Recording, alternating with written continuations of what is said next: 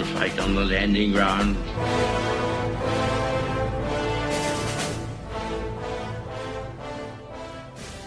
Thank you for joining us.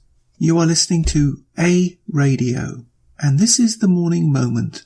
Please click on the follow button on Spreaker.com. I want to play this clip. It may not be up to date, but boy is it relevant. Why? Because this short piece from Campus Reform, the links will be on my site, should be very disturbing to you at the very least. Consider this. This is the next generation of supposed leaders in the United States, and that alone should scare you that a group of individuals act more like a bunch of mindless robots, so easily moulded into one political party's doctrine and view of the world. This is, quite frankly, absolutely terrifying. But I must add something here. In my mind, this is not just a mindset, pardon the pun, of the American youth. No, it's far more serious than that. This is a common preconception all over the Western world, not just the United States. Here's the clip.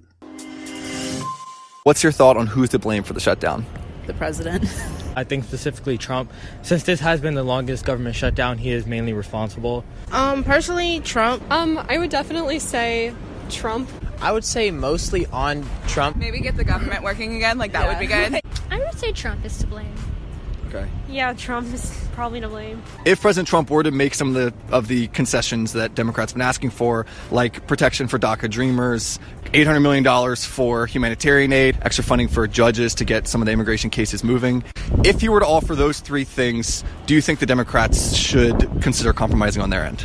Yes, they should. What do you think? Yeah, I would agree. I think that they should compromise. I think that would be a good start. They should allow some funding for the wall for now if Trump were to agree to some of their terms as well. Getting the government working and getting those protections for Dreamers, that's obviously super important. And if conceding a small portion of that, of something that's probably not going to be done, it's kind of a bittersweet kind of. Did you know President Trump actually has offered that already? Really? No, I didn't know. Yeah. Are you surprised by that? Yeah, yeah. And what are your thoughts on that? I don't know. So are you surprised by him offering those compromises? I would say yeah. I would say it is pretty surprising. Okay, that's awesome then.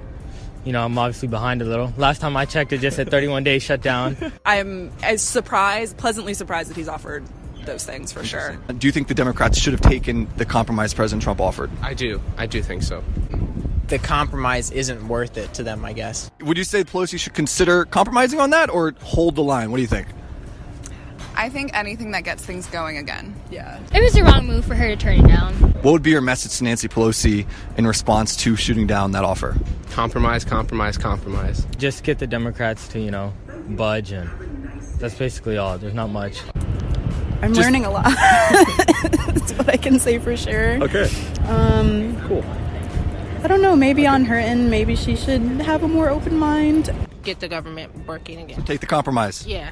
It's the Democrats not giving in to the Republicans. Correct. So they don't want to fund the wall at all. Right. And that's why the shutdown is currently happening. I'm Captain Phillips with Campus Reform. In Canada, for instance, and many Western countries, young people, quite frankly, and not so young citizens of those countries, loathe, detest, and hate the President of the United States. But I bet far more than the majority of those citizens couldn't even tell you or me in any lucid fashion why. In the case of youngsters, it starts in their left-wing driven educational systems. In the more seasoned citizens who rely on the mainstream media, the damage is done there. There absolutely is no doubt at all, that those who control the media do in fact control the message. And isn't that the heart of 1984? And that's my moment. You can find more at aradio.wordpress.com, where you can find links to us on Twitter,